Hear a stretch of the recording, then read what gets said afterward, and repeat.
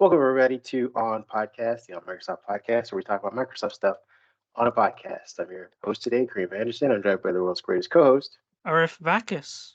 Yeah, we're bringing you the news for the week of August 12th, essentially. And even though it is the middle, or yeah, I guess the winding down of summer, there's still stuff to talk about, and so we'll be talking about it. Let's start off with Microsoft shutting down consumer modern life experience team and what that means for the business in general. We'll give some history on what Microsoft does normally during the summer when it comes to layoffs or whatnot. What else do we have next? We have some news about OneDrive and OneDrive getting a new feature. Yeah, and then we'll be talking about Xbox and some accusations with Sony. When we thought things were starting to kind of level out and we could let the fanboys go their way of the internet chats, Microsoft has fueled another feud essentially about something they think Sony's doing to prevent them from growing. And then we'll do our fast recap, which we have a ton of information about, and a ton of news, starting with. You can now shop smarter on Microsoft Bing thanks to a couple of different changes, We'll be talking about Microsoft PowerToys getting a new feature. and then some changes to Outlook on Windows. Yeah, and then there will be, I guess we'll be talking about gaming this summer, surprisingly. I guess, yeah, next summer, this summer, next Gamescom, summer. Gamescom 2022, which is a couple of weeks away. Yeah, we'll be talking about games this summer. And speaking of games, we'll also be talking about a new version of the Elite controller coming out soon. And also some news about the Microsoft Store being able to read more reviews than you used to be able to. Yeah, because those reviews, man, those reviews need some help. They're all legit, right? Yeah, right? Just as legit as a bot can be. We'll be talking about the week ahead as well. And I mean, I'll let you introduce this next topic for our week ahead. Yeah, in the week ahead, this will actually be the very last podcast featuring myself, but because I am moving on to a new publication, XDA Developers, I'm starting towards the tail end of August. But my wonderful co-host Kareem here, he is committed to continuing the podcast. Not quite sure on the format just yet, but we are committed to continuing on podcasts and making sure we get you guys up to speed on Microsoft news each week. Yeah, we'll get into some more of that later on. We also have Galaxy Unpacked news that'll continue to trickle out as people get more hands-on and some unboxings. I believe our editor-in-chief might be getting a device, so maybe we'll have something to talk about during that as well. And we also have some news about emojis and Microsoft's new open source 3D emojis. Yeah, and with that being said, let's get into our first topic of today. Windows is dead and Xbox is dead and Microsoft is exiting the consumer market entirely. And the only Microsoft product that will be left is basically Azure and Office. No, folks, we're just kidding.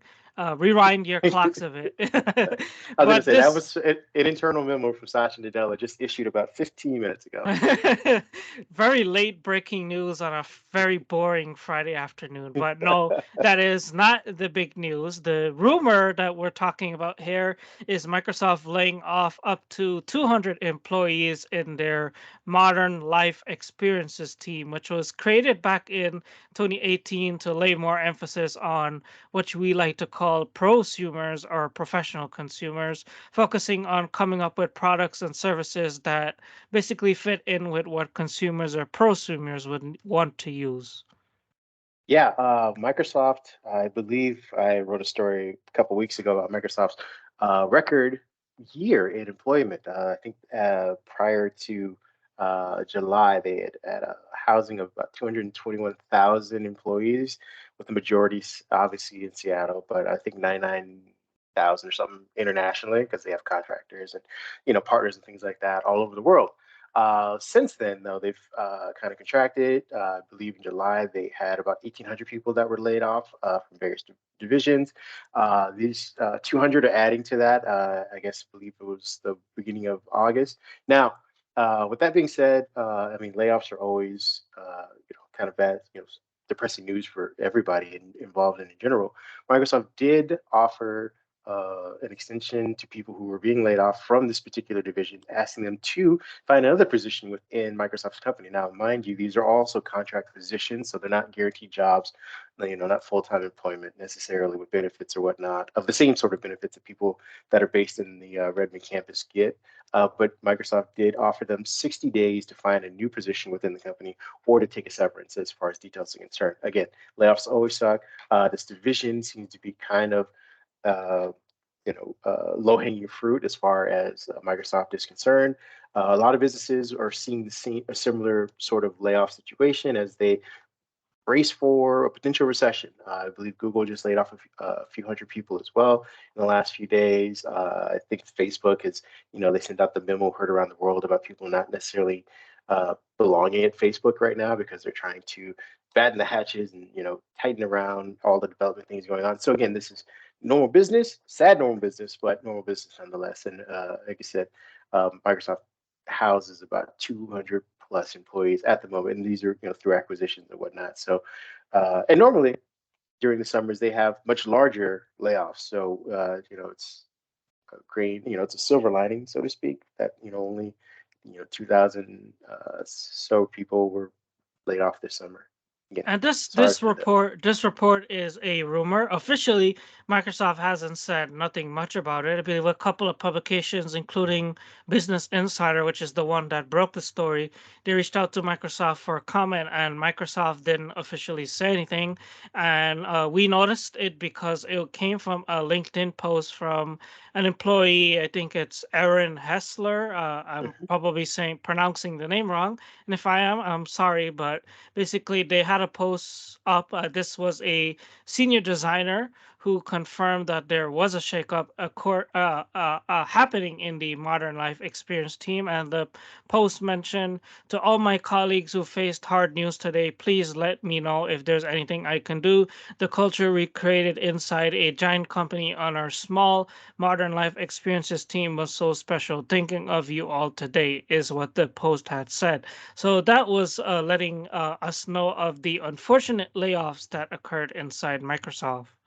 Yeah, and like we said, this they have 60 days, which is perhaps why Microsoft is not saying anything yet, because hopefully a vast majority of these individuals will find other positions, and the number goes from 200 to maybe 120 to maybe 80 officially by the end of the 60 days. So maybe in a month or so we'll have an official number of the people that are no longer at Microsoft. But let's move on to some sort of happier news.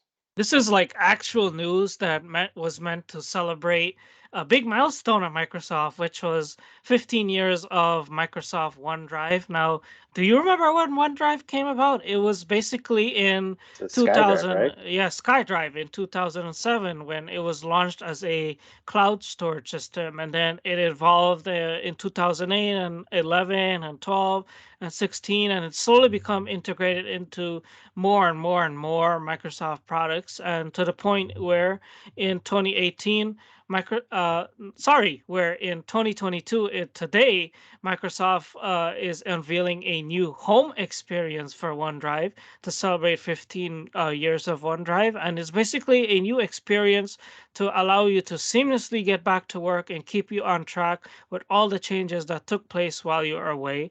And according to a blog post from Microsoft, OneDrive will now surface your most relevant files and list your most recent files, along with activity updates up front on the new homepage, so you can see everything at a glance and quickly prioritize where you want to start working. So basically, it boils down to this: you'll be able to easily locate important files that you need to get started with. You'll have a new recent view which is now called OneDrive Home, and you'll be able to see an activity column, which is a special place to keep track of all your interactions made on shared document. And there's also a new My Files view, where you'll be able to share all of your files, see your at mentions, see your comments, and see assigned tasks from collaborators.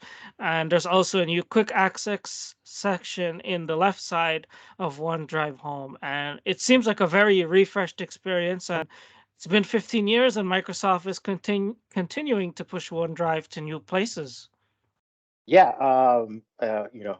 ideally, our producer here, and we'll have some B-roll for you individuals who are watching this, or those of you who are listening. If you could, just close your eyes for a second and imagine going to Google Drive and seeing the shared documents or the most recent documents in that. I guess it's a like what do you call it, like a square view or whatnot, like The a thumbnail view at the top. That's similar to what you'll be seeing with this new OneDrive. They'll have about 4 or 5 thumbnails at the top of your most recent activities or your shared uh, uh, documents. On the left-hand side, though, we're getting more of the File Explorer UI, which had me Yep. thinking, I wonder if this could be a replacement eventually for a cloud-based or ARM-based version of Windows that is much lighter, where they just use the OneDrive app as your universal documents or your file explorer, so to speak. You get the same, like you said, there's pinned access. So you'll have, your 4 or 5. I think it's home, my files, shared, and recycling bin at the top, Yep. and then a section underneath where you can pin stuff like we do at the home section. And again, like you said, they will be calling it home, which is the same thing you get on your file explorer on Windows 10. So ideally, the functionality between using both of the app and your file explorer will seem very natively used, so that at some point when Windows decides to go lighter, this app will just feel at home. So again, if you have your eyes closed, just picture a white version of the file explorer with a little bit of Google Drive thumbnails at the top, and that's what you get with this new look, which I like. So if Windows 10X ever makes a comeback from the grave of Microsoft products and the Surface Neo makes a comeback from the grave of Microsoft products, you can look forward to having this new OneDrive experience on there. But as of today, you could just see it on the web by going to onedrive.com. Right. It's also part of a yeah, it's also part of a unification effort from Microsoft, where they're putting a lot of their UI or making their UI look very similar across the board. So Yeah. things like PowerPoint, Word, and whatnot will all have these like side menus that you'll be able to access new information from. And then, if you wanted to create a right or a left-handed menu down the right side for comments and all the other collaborative efforts, they'll all be stationed in the same area. So again, if you're just someone who needs to use the cloud, needs to use a web browser, but likes the window UI versus Chrome OS, Microsoft is working on their web versions of these. The other thing to note is that this is only available as of right now for people who have work and school accounts, I believe. Yeah. They Yep. said they will be rolling it out over the next couple of months to the rest of us. So if you rush and you don't see it there just yet, that is the reason why. If you have a school or work account, you can go check it out and kind of see what it looks like. And that now brings us to our third topic, which I know it's close to your heart because we had a thread in Teams on our website, on our back end. We were talking about it, and you had the most to say about this, which is Xbox accusing Sony of paying developers block fees to keep games off of Xbox Game Pass. Yeah, we were trying to figure out how this is. It sounds more sensationalized than it is. I believe some of the first publications to report on it is like IGN and The Verge and some other people. But what it came down to was that I believe as Microsoft is trying to clear the hurdles for its Activision acquisition, they are in Brazil as of right now, going through paperwork, and they're getting questions asked. As their formed trade body kind of goes over to see if they're going to approve it. And one of the questions, I guess, that came up and that Microsoft was answering to was the way that Sony, they believe, are paying developers to intentionally keep games off of Game Pass. So again, this, as I believe our chief mentioned, is not much different than having an exclusive, Right. if at face value.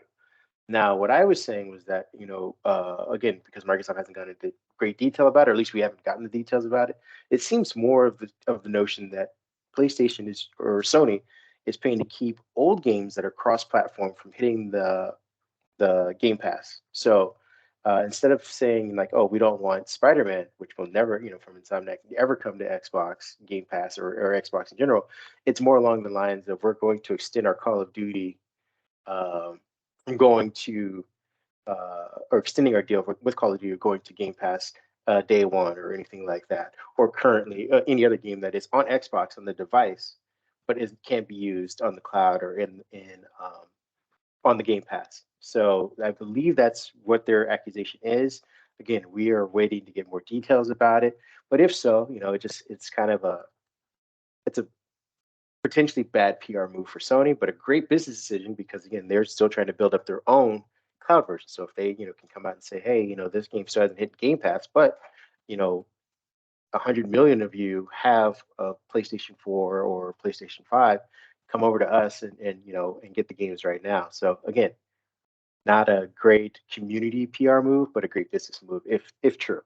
And the comments weren't like something that is meant to be like upfront. I believe it came from like a legal battle where Mhm. Sony was claiming that the Activision Blizzard deal is anti-competitive, and in one line in those court documents is where this thing came up. It wasn't even in the U.S. I think it was in for Brazil, right? Brazil, correct? So Yeah. yeah, it's something that maybe Sony and Microsoft were trying to sneak under the table and hide from the general public to, I guess, maybe avoid controversy. But the truth is out now, folks. The truth, as far as we know it, again, Yeah. there's obviously more details. We don't know how much is being paid, if at all, or if Microsoft just feels this way because they're not getting the same sort of games that they wanted for Xbox Game Pass, at least not in the time frame that they're hoping to get them. So, I mean, as of right now, Game Pass is still, of great value for a lot of people. Tons of great games. I believe that Cat game is on there, and it's like number 2 in the charts or whatever. If you guys want to play a cat sim or something like that. Yeah, I don't Uh, think Stray is on Game Pass just yet. It's exclusive to PC and PlayStation, oh, is it? which makes me wonder if Microsoft paid, Sony paid off the developer to keep it off Game Pass Ah, for now. maybe that could be the game they're talking about. Who Yeah. knows? But yeah, again, and because it's less in your face kind of a dealing, it's more of like, hey, we're allowing it to be on PC, which means that Microsoft does have a stake in this.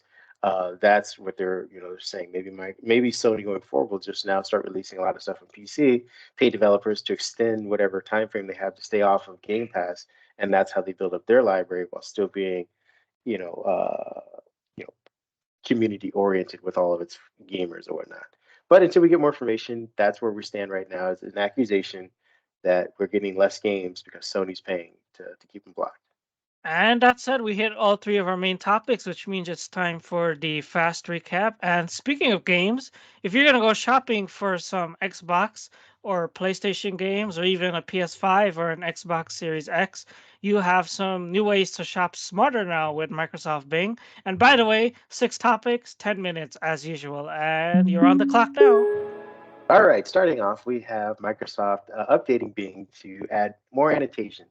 I believe the first set of changes will be around pricing and coupons. I think it will be the first one that you guys will start to notice, where they will basically, if you search for, I don't know, like handbags or backpacks because we're going back to school, or laptops or computers or anything of that nature, in the search window, you'll be able to hover over your search results and be able to see annotations for coupons potentially for those of you who want to make save a little bit more.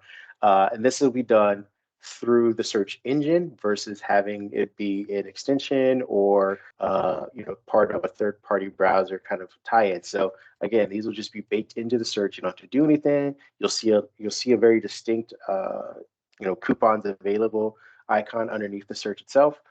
The other thing we'll be seeing is an ethical choice, which is interesting. I believe it's backed by a company.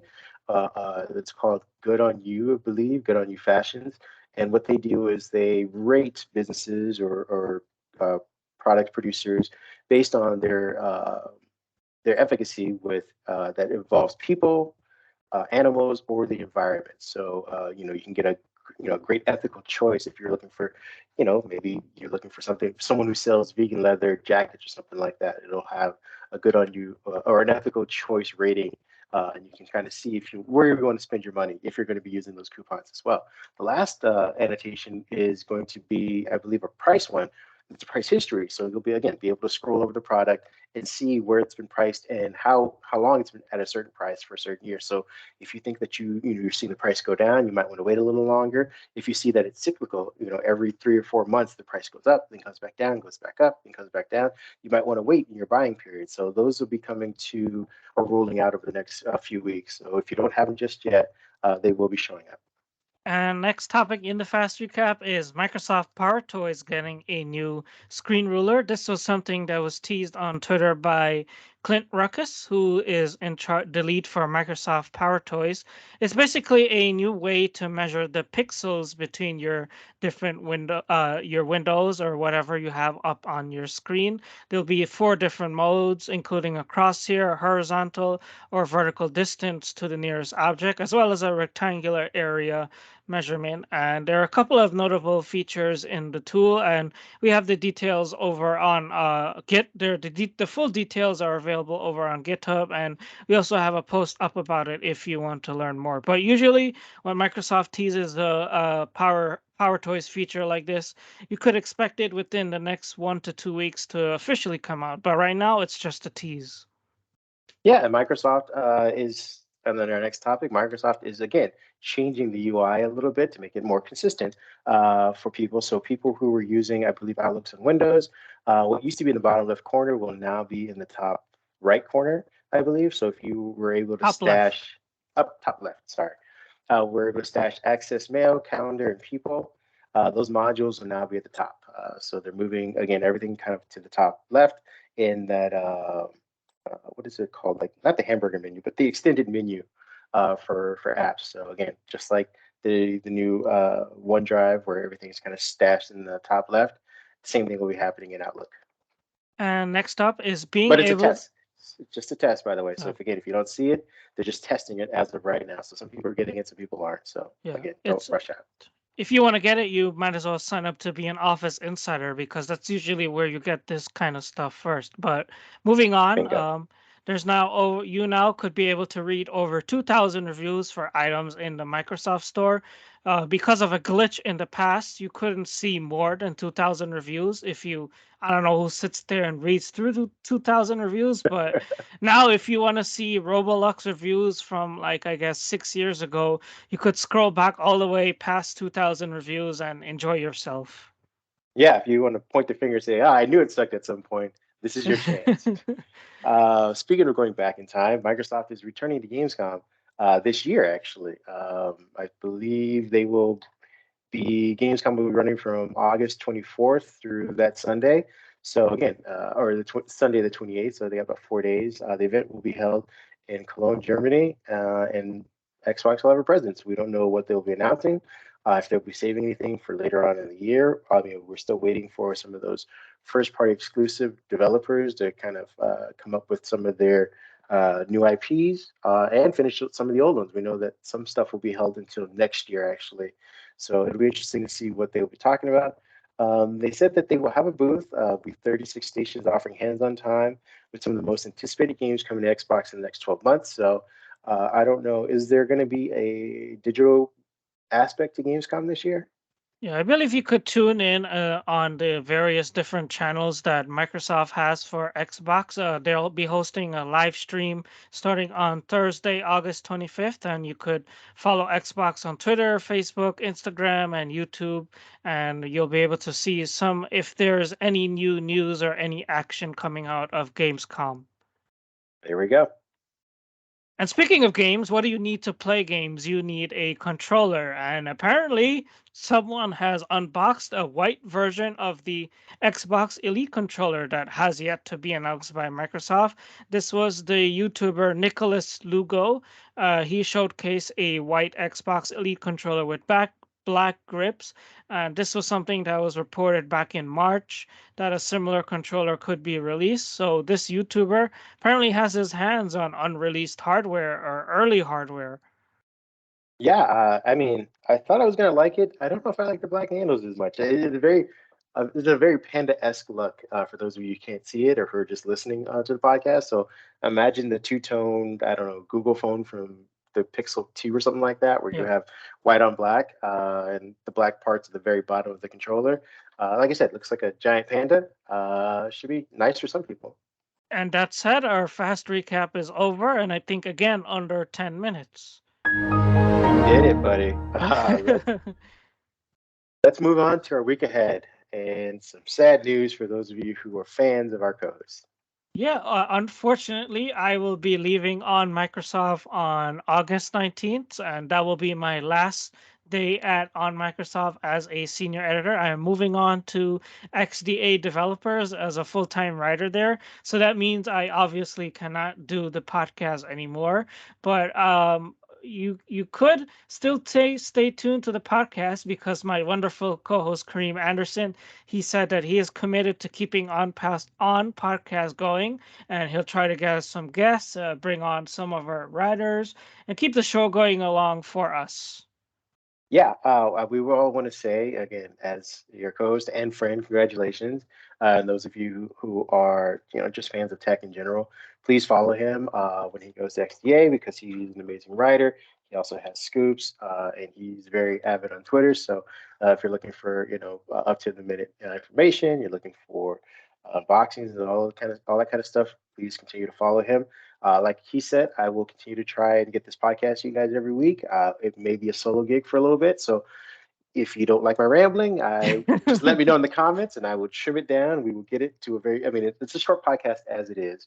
I think the Probably only person who doesn't like your ramblings is probably Satya Nadella himself, which is why he hasn't come on the show despite us being on for 2 years now almost. I'm gonna get him on here, and when I do, I'm gonna ask you to come back and help me initially. That's gonna be the deal. But yes, we will miss you. We're glad to have you. Happy to have you come on and start this up again with us. And I believe there's a thread where you talk about history of the podcast. If you guys want to follow me on Twitter to kind of learn about how we got to where we're at. And again, we all want to say congratulations. But we still have some business to get to in the week ahead, which is sort of quickly recapping what happened at Galaxy Unpacked, Samsung's event. And because our editor in chief, he got one of the new products coming out of that event. So we just want to run through it really quickly here.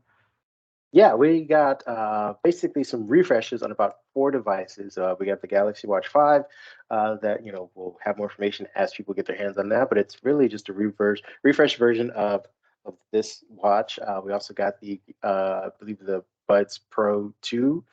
Despite the naming convention, this is a newer version of the noise canceling buds that stick in the ear. There's a couple new colors. Not much else was done. And then we have the two fold devices, which is I believe the Flip 4 and the Z Fold 4. They all came, I think they have the newer processor. I believe the Z Fold starts at a higher storage capacity. The screen's a little bit bigger because they've reduced the bezels. They made a couple tweaks, but basically overall it's the same sort of device. The same thing for the Flip. And they come in new colors. So that's your recap for Galaxy Unpacked. And if you love emojis, one thing that you might want to look forward to in the weeks ahead are open source 3D emoji from Microsoft, because Microsoft has officially open sourced 1,538 emojis under the MIT open source license and creators on both Figma and GitHub. But the only ones that aren't included are have Windows branding and also Clippy. But that means that more of those amazing 3D emojis will be available for people to try out in different apps and different services. So if you're an emoji fan and you love sending them, and you send them through your computer somehow, have at it because there's going to be a bunch of new ones. And I will also be doing a ton of reviews. I believe, I think it was Toshiba, I think Dell, and Lenovo just like threw up a bunch of computers at me. They just every week, oh, do you want 2 or 3 more? So I got ThinkPads up the butt coming at reviews for you guys. I got yogas. And I think I have an XPS somewhere stashed as well. So I hope you guys are ready for computer reviews. I'll try and get them out to you, every few days and get you guys ready for back to school. And that said, I think we hit the end of the show, so time for the traditional outro. Yeah, you can find me at Mindhead1. Where can people find you? A back journ. Yeah, and that is again on all the socials for me. I believe it's the same for you, or it might be different ones. But we usually mainly use Twitter, so that is where you can follow us there. If you are looking for just news and less personality, you could follow on Microsoft at Twitter. On that is our handle on Twitter. If you're just looking to get straight information and you don't use any social media apps, on Microsoft.com is our website. So please go visit there. That's where we have all of our think pieces, our tutorials on how to work or get around in the UI in Windows or Outlook or specific Teams apps, things like that. And then you can go visit, I believe, Pinterest if you want to learn about gaming. Surprisingly, it's over there, not Twitch, but our writer Brad does keep us up to date with all the gaming news on Pinterest. So please go visit that. Uh, we're glad to have you guys. Hope we'll let you go and enjoy the rest of your weekend. But thanks for spending this little bit of time with us. Thanks again for watching us. We premiered, I think it was 2 years, almost 2 years ago to this very date. I think August 26th, 2020 was our first episode. So again, we really appreciate you guys so much. We really appreciate if you watch live, if you watch us during the premiere, or you listen to us on Spotify or whatever medium it might be, even if you watch us on YouTube later on during the week. We really appreciate you guys so much, and we hope to see you again soon. Same place, same time. Yeah, stay safe, enjoy the hot weather out there, and stay cool if you can. All right, everyone. Take care.